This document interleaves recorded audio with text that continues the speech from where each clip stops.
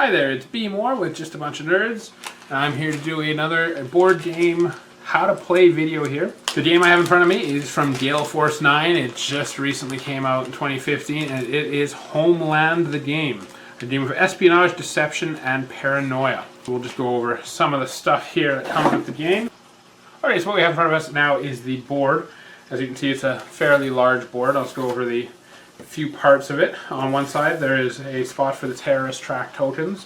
If this is ever filled up from missions failing or terrorist plots succeeding, depending on how you want to look at it, the terrorists will win the game. On the far side here we have the agency points, and when the agency manages to foil a terrorist plot they will get tokens there. When that's filled up, that triggers the end of the game. And then we have in front here just areas for the different threat plots that are going on around the world, and there's different levels of them. There's low, guarded, elevated, severe, and eminent. Deck of plot cards, and this goes over what the terrorists are trying to do. A deck of organization cards, and this shows what organization is doing it and what the sophistication or organization of that group is. The game also comes with several tokens. We have the terror track tokens, which would go over on this side here. The agency tokens, which would fit on that side, so to fill up. And then we have these here, agency and political clout tokens. And these are kind of like your currency, can be also your victory points in the game, depending on how the game ends. And so there are several of those, as this game is for 3 to 6 players. You receive a bag of little minis. They're not color coordinated for each player, just to show the difference. The green ones are your soldiers and the blue ones are your agents. Next thing we have is a bunch of classified agenda cards, and these are dealt out to each player, and depending on, there are 7 of them, so depending on how many players you have will tell you which ones to include, and there will always be one extra. So if there's 3 players, there'll be 4 cards.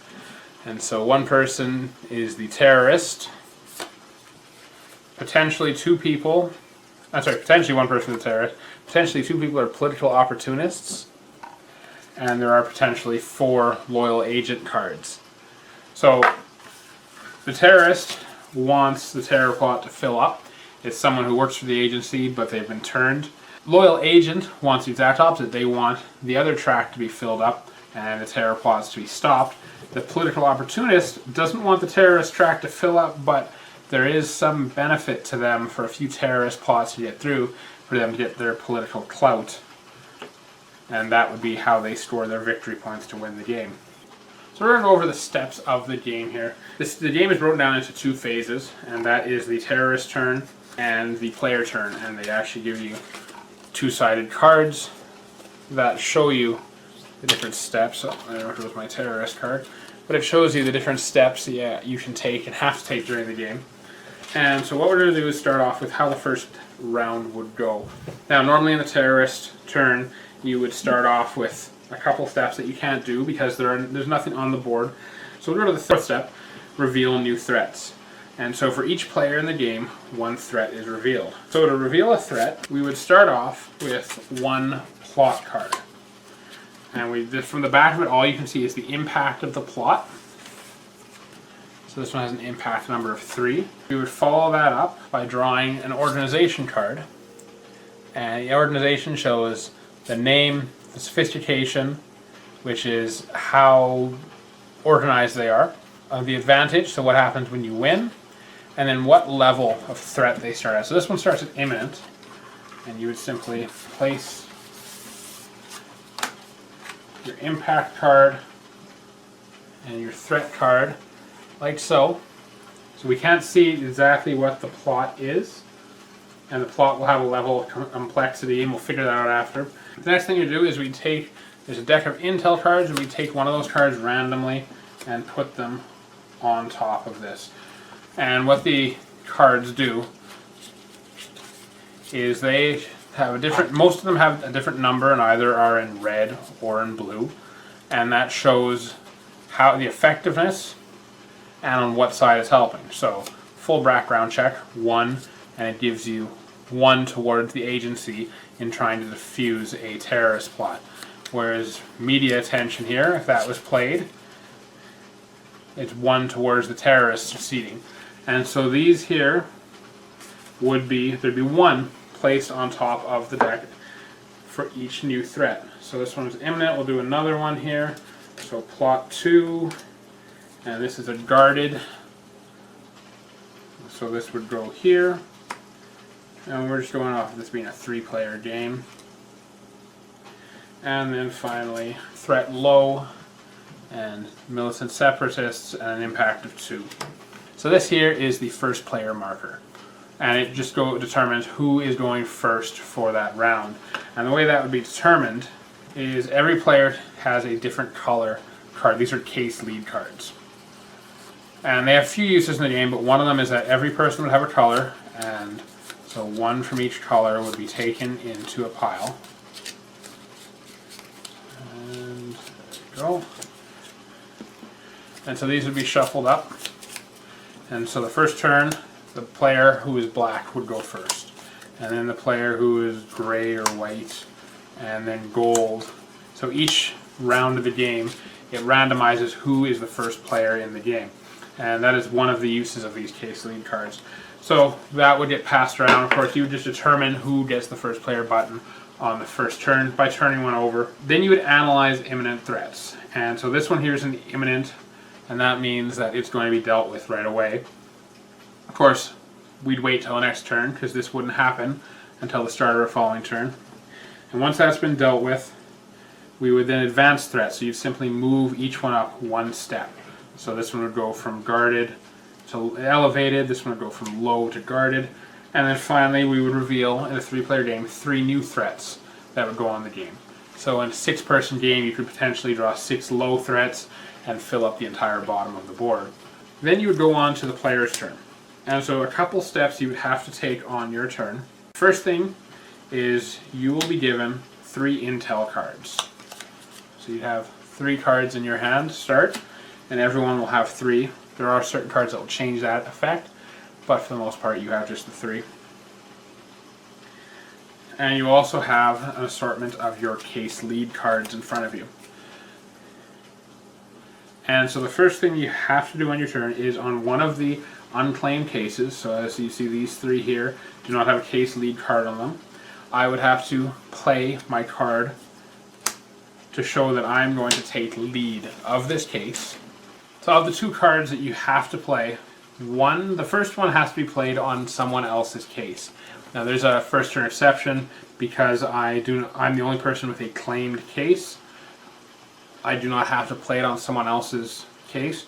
Normally, let's just say the orange player went first and they went here. I have to place 1 intel card onto, and face down, onto another person's case. And then my second intel card has to be played onto a different case. It can be mine the second time.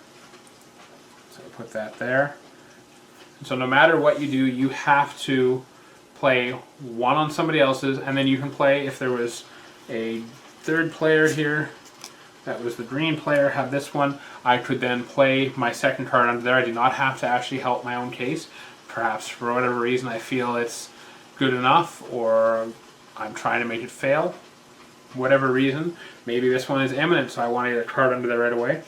So you have to take that as 1 step, play your 2 cards. So those are the only 2 mandatory steps in the game. However, there are several optional steps that you can take. On some of your intel cards on the bottom, you'll notice the different symbols here. So there's the political clout, and there is the agency symbol, and a lot of these will have them on the bottom. So 2 political, 2 political, 1 political, and 1 agency.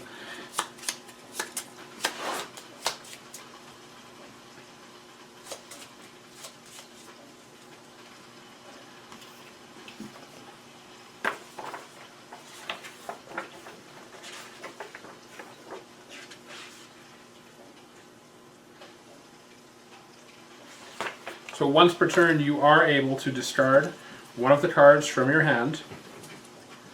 So I can say discard that one there and collect the reward in front of me.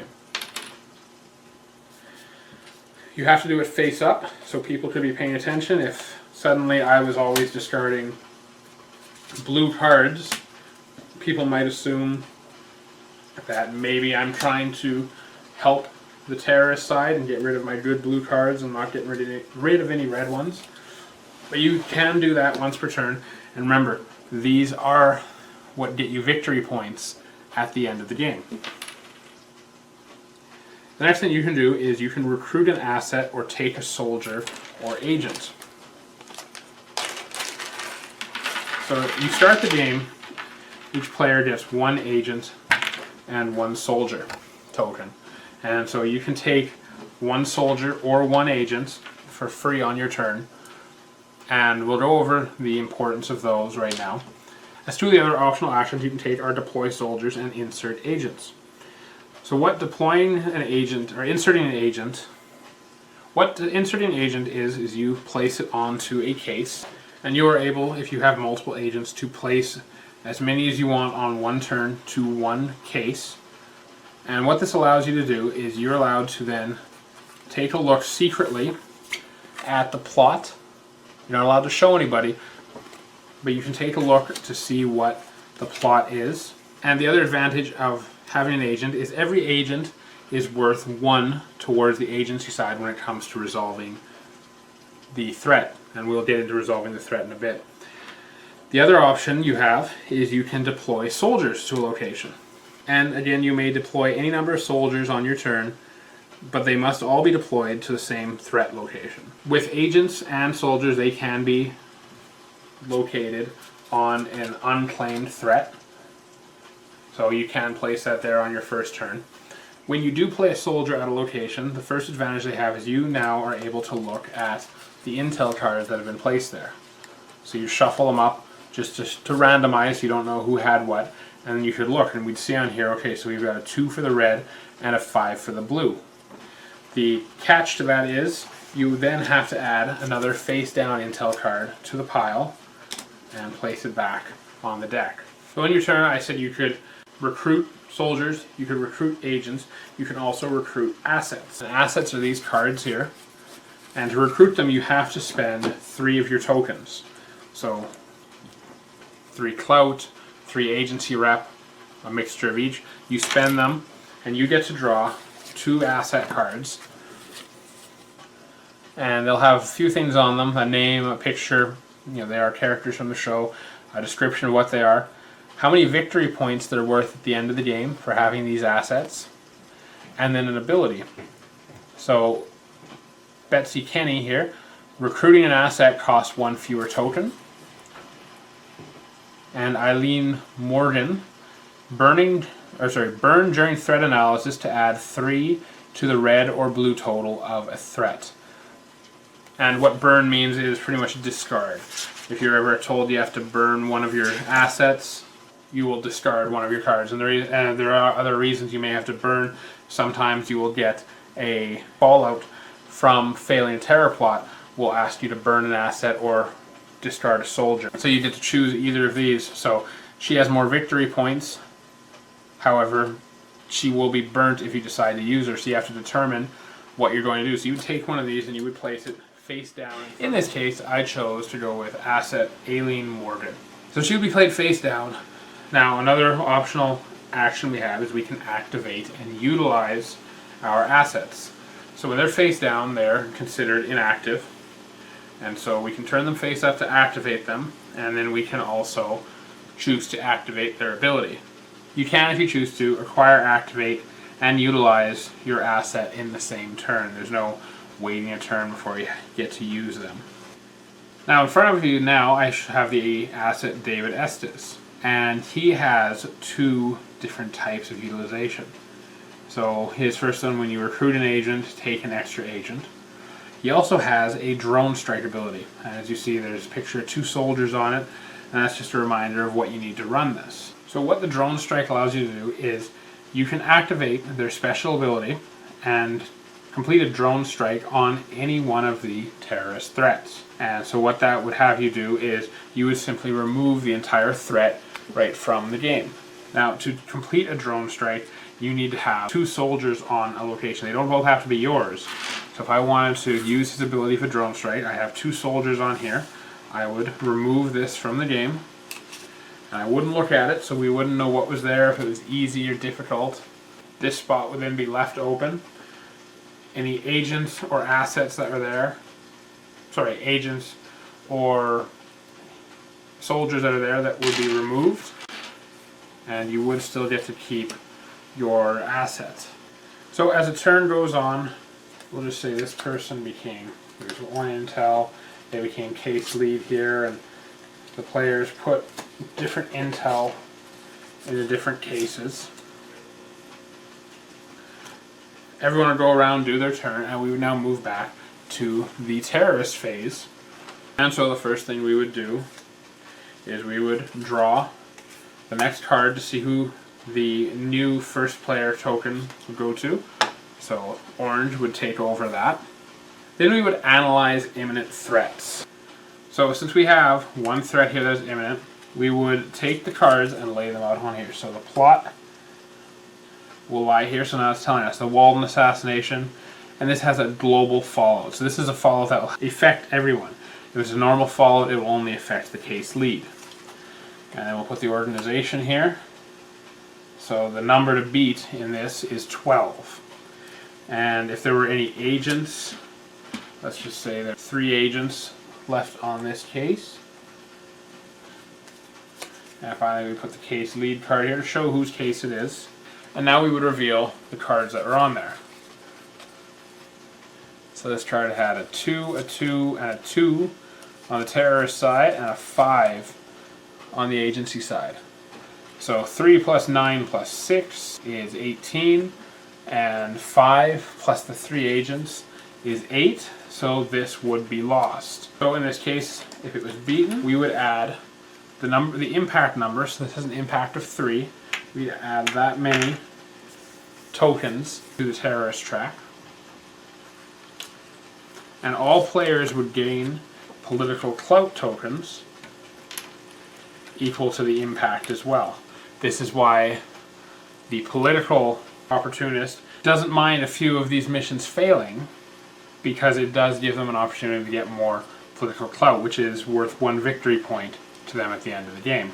However, in this case, with the global fallout, no clout is gained. All players must discard 1 clout and 1 rep. And anytime it is referring to rep, it is referring to these tokens here. Now, if the agency was to defeat or neutralize the threat, you'd add the impact, so in this case again 3, you'd add that many agency tokens to the other side of the board, and then the case lead would gain rep equal to the total plot impact, and then they would also gain the organization advantage. In this case, draw 1 asset card. So we've got that taken care of there. We would then move on to the next step, which is advanced threats. So this would move up 1 spot, this would move up 1 spot as well, and then we would go back and we would reveal 3 new threats. 3 more organizations, so low, low, and severe. And we put plots on each of them, and we put the random intel card, and we put the case card on there, and we would then go through each player's turn again, repeating this until we reach our end game. The game ends when either the terrorist or the agency track is full. If the terrorist track fills up, the terrorist wins the game, if anyone is there. If the agency track gets filled up with tokens, terrorism has been foiled, however, everyone still has a chance to win the game. So the first thing that happens is we go on to an accusation round. Each player has the opportunity to accuse another player of being the terrorist. Everyone will take a case lead card, these colored cards here, from another player, each other player, and they would, if they choose to accuse someone of being a terrorist, they would put it out in front of them. So the way it would look is every player would put first their color here. So we've got these 3 representing the 3 players. So in this case here we have the cards laid out. If I'm, say, the orange player, I would take the cards, one of everyone else, and I would put one face down of who I think the terrorist mole is. and then they'll all be revealed. So in this case, if I put that it's white, it means I think that it's white. If I put my own color in there, it means I don't think there's a terrorist mole. So after everyone makes their accusations, the players will then reveal all of their agenda cards. If the terrorist has been accused by anyone, they automatically lose the game. They no longer have a chance to win it. Any player who correctly accuses the terrorist mole receives 6 victory points, and any player who accuses someone incorrectly gets a -3 victory point penalty. After this, each player will tally up the victory points they have. So loyal agents will receive 1 victory point for every agency rep. If this person had this here and they were loyal, they'd end up with 3 points. If they were political, they would get 2 points because they have 2 political clout. And if this person was a terrorist, they would receive 6 points because you receive 2 points for every marker on the terrorist track. In addition to that, you would also gain any victory points you have from assets, both face down and deactivated, or face up and activated. And if you did accuse someone incorrectly, or correctly of being the terrorist mole, then you would also get your additional 3 or -6 points. If there's ever a tie, the agent will gets priority. The opportunist gets secondary priority. I will say I am a fan of this game. I like the games with the hidden roles, the potential traitor. What I found most refreshing and interesting about this game is that even if the terrorist plot has been stopped and the track is not filled up, the terrorist still has a chance of winning the game. If they haven't been found out, they can then move on, and depending on how successful the terrorist plots went, they are able to possibly acquire themselves a victory even though the agency has technically succeeded. Gameplay, it says 90 minutes. I've found that that's about fitting. I've played in a 3 and 4 person game. Haven't played 5 or 6 yet, although I'm interested in doing it. There are some small rules of etiquette in this game. When you are looking at the plot using an agent or looking at the intel cards using a soldier, it's suggested in the rulebook to not give specifics as into what number you're dealing with, but just to say it's pretty bad, it's not too tough. Like if I was to look at this one with a plot 5 or a complexity of 5, I could say, you know what, that's going to be pretty rough. We're going to have a tough time with it. Or let's see what other ones we have here. Complexity 6, complexity 4, complexity goes up to 8 and 9. It's a lot better than giving it away and saying, you know, we have a 9 under there, so a 9 and a 2, and then another person going and saying, well, we've got, you know, a +5 for the good guys. It takes away from the theme of the game. You're trying to be suspicious of everyone and not just give everything away. Make sure, again, to try to keep it secret when you are shuffling, or when you're to reveal the intel cards, to shuffle them up. Similar to games like Battlestar Galactica, you want to make sure that it's not determinable just by, okay, the last person to put an intel card was so-and-so, okay, they put a good one, it must be good. And beware of when you are using your cards to cash in for tokens, that your opponents / teammates can't see what you're throwing out. So if you're constantly throwing out 3s and 4s in blue and are never seen throwing reds, it does look quite suspicious. One thing I haven't talked about yet, and going back into intel cards, is there is a third type of card. There are these gold cards that could be placed randomly or placed by a player, and they just take an effect when it happens. So add 2 random intel cards from the intel deck to this threat. Case lead, pay 2 agency or 2 rep or deactivate your assets. Case lead, pay 2 clout or burn an asset. And so these are things that will come up in the game. And when you do end your turn, you will draw up to your hand limit of intel. So at the start of the game, it is 3 you're allowed to have. You're not allowed to discard any, so when you're using your 2, if you just use this one, and suddenly you draw red, and threat is neutralized, you are not able to discard that card. You could use one of these cards to purchase yourself some rep or clout, but you have to keep the cards in your hand. There are certain assets that will allow you to take extra cards into your hand, increase your hand size. If you have multiple cards that allow that, then you will be able to increase your hand size beyond 3. You can have a 4 or 5, depending on how many assets you have that allow that. And then one final note about your assets. As I said, when you acquire an asset, you put it face down, and that asset is considered out of play at the time. You will still score victory points for a deactivated asset.